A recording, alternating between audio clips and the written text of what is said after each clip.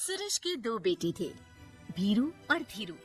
वो अपने आखिरी वक्त में अपने बिस्तर पर था और उसके दोनों बेटे उसके पास आंखों में आंसू लिए बैठे थे। पिताजी, आप चिंता मत कीजिए, मैं और धीरू है ना, हम आपको कुछ नहीं होने देंगे। हाँ पिताजी, आप बस आराम कीजिए, डॉक्टर अभी आता ही होगा।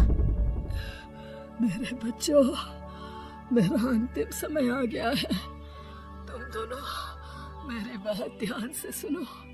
मैंने वकील से कहकर अपनी जायदाद तुम दोनों में आधी आधी बांट दी है। मेरे जाने के बाद तुम दोनों मिलकर रहना, एक दूसरे के सुख दुख में साथ देना। तुम्हारी माँ की भी यही इच्छा थी। जी पिताजी, आप जैसा कहेंगे हम वैसा ही करेंगे। जी पिताजी, आप जैसा कहेंगे हम वैसा ही करेंगे। और सुरेश उन्हें छोड़कर चला जाता है। अरे धीरू भाई, मैं तुझसे कहना चाहता था कि मुझे व्यापार बढ़ाने के लिए कुछ रुपयों की जरूरत है। अब पिताजी के जाने के बाद हम दोनों ही एक दूसरे का सहारा है। पिता के जाने के कुछ दिनों के बाद दोनों भाइयों की जिंदगी धीरे धीरे सामान्य हो जाती है। दोनों भाई अब अपना अपना व्यापार संभाल लेते हैं। दोनों एक ही घर में तो रहते हैं, लेकिन अब उनके रिश्ते में पहले जैसी बात नहीं रहती। भीरू शुरू से ही लालची था, इसलिए सुरेश ने पहले ही उन दोनों में प्रॉपर्टी का हिस्सा बांटकर लड़ाई की गुंजाइश खत्म कर दी थी। लेकिन पिताजी के जाने के बाद भीरू का लालच बढ़ने लगा। हाँ भैया, आप बताइए कि मैं आपकी किस तरह से मदद कर सकता हूँ। मुझसे जो बन पड़ेगा मैं करूँगा। अच्छा तो भाई, तू ना मुझे अपनी गाय दे दे। वैसे भी तू पढ़ा लिखा मॉडर्न लड़का है, भला तू गाय का करेगा क्या? लेकिन इससे मेरी ना बहुत मदद हो जाएगी। ठीक है भैया, आखिर भाई ही तो भाई के काम आता है। आप ले लीजिए मेरी गाय और उसे बेचकर आप उन रुपयों को अपने व्यापार में लगा लेना। बस फिर क्या था, भीरू अपने लालच की वजह से आए दिन धीरू से किसी न किसी बहाने पैसे या कीमती सामान ऐंठता रहता और बेचारा सीधा सादा धीरू उसकी मदद कर दिया करता। इसी तरह 2 साल बीत जाते हैं और दोनों भाई शादी कर लेते हैं। शादी होने के साथ ही अपनी बीवी के कहने पर भीरू अपना हिस्सा अलग कर लेता है। अब दोनों भाई अलग अलग रहने लगते हैं। अरे साधना, ये देखो, मैंने आज ही एक बड़ी डील साइन की है। ये शहर का सबसे बड़ी फैक्ट्री का मालिक है। इसके साथ व्यापार करके मेरे व्यापार में दिन दुनी रात चौगुनी तरक्की होगी। लेकिन इसकी बस एक ही शर्त है, अगर इसे हर हफ्ते सामान की पेमेंट नहीं दूंगा तो मुझे इसे जुर्माने के तौर पर बहुत बड़ी रकम देनी होगी। ये तो बड़ी ही चिंता की बात लगती है जी। अरे चिंता कैसी, मैंने पहले ही हिसाब लगा लिया है। मैं इसे हर हफ्ते पेमेंट भी दूंगा और एडवांस में ऑर्डर भी, तो फिर चिंता काहे की। पास से गुजर रहा भीरू उन दोनों की सारी बातें सुन लेता है और फिर, अरे राधा, सुनती हो? उस धीरू ने आज एक बहुत बड़ी डील साइन की है। ये सुनकर ना मुझे बहुत बुरा लग रहा है। भीरू उसे सारी बात बताता है। तो ऐसे हाथ पे हाथ रख के गुस्सा करने से क्या होने वाला है? आप तो उस डील की कमजोर कड़ी जानते ही हैं, तो मारिए हथौड़ा। अगले दिन धीरू के घर में चोरी होती है और उसमें उसके वो रुपए भी चले जाते हैं जो धीरू डील के मुताबिक क्लाइंट को देने वाला था। फिर शर्त के हिसाब से धीरू को जुर्माने की रकम देने के लिए अपना घर गिरवी रखना पड़ता है और उसका व्यापार भी बंद हो जाता है। सुनिए जी, आप दिल छोटा मत कीजिए। आप कोई ऐसा बिजनेस कीजिए जिसे आप जल्दी से जमा सके और कम पैसों से भी शुरू कर सके। आप फल सब्जियों का व्यापार शुरू कीजिए।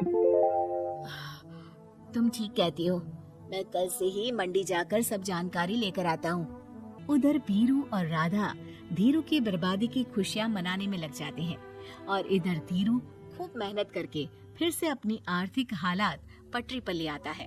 लेकिन फिर एक दिन, अजी सुनती हो, तुम यहाँ पर उसके बर्बाद होने की गलतफहमी में खुश हुए जा रहे थे और तुम्हारे भाई का फल सब्जियों का व्यापार बड़ा अच्छा चल निकला है। मैं अभी बाजार में उसकी दुकान देख कर आ रही हूँ। अरे भीड़ लगी हुई थी वहाँ तो फिर जल्दी से अपने खुराफाती दिमाग से कोई आइडिया निकालो इस मुसीबत का। आइडिया तो बहुत अच्छा है मेरे दिमाग में। अपने भाई से कह के इसके गोदाम में चूहे डलवा दूंगी, फिर देखना नजारा। राधा की चालाकी से धीरू का ये काम भी ठप हो जाता है। अब धीरू और उसकी पत्नी के लिए उधार पर जीने के अलावा कुछ नहीं बचा था। बेचारा ईमानदार धीरू अपने भाई भाभी की चालाकी की वजह से बहुत बुरे दिन काट रहा था। मैं तो बिल्कुल बर्बाद हो गया साधना।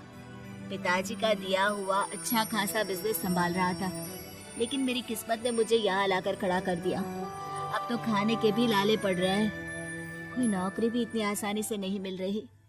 मुझे माफ कर दो, मेरे साथ रहकर तुम्हें भी ये दिन देखने पड़ रहे हैं। देखिए जी, आप दिल छोटा मत कीजिए, भगवान कोई ना कोई रास्ता जरूर खोल देगा हमारे लिए। और मेरे दिमाग में तो एक अच्छा आइडिया आ भी गया। मैं बचपन से ही अपनी दादी, नानी और माँ को एक खास तरह का अचार बनाती देखती आई हूँ। वो अचार जितना टेस्टी होता है उतना ही उसे बनाना मुश्किल भी, लेकिन एक बार बन जाने पर वो जल्दी खराब भी नहीं होता जी। वो अचार सिर्फ हमारे ही गांव में बनता था, जिसे खरीदने के लिए दूर दूर से लोग आते थे। मैं सोचती हूँ वही अचार बनाने का काम हम शुरू करें तो। मैं बनाया करूँगी और आप उसे मार्केट में बेच आया करना। साधना, तुम्हारी बातों से मेरे मन में उम्मीद जाग उठी है, लेकिन ये सब काम शुरू करने के लिए रुपए कहाँ से आएंगे?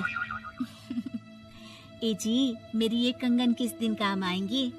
आप इन्हें गिरवी रखवा लो और जब पैसे आ जाए तो इन्हें छुड़वा लेना। साधना बाजार जाकर अचार बनाने का सामान लेकर आती है, फिर घर आकर सारे खिड़की दरवाजे बंद करके अचार बनाती है और धीरू उस अचार को पैक करने में साधना की मदद करता है और अगले दिन बाजार में बेच भी आता है।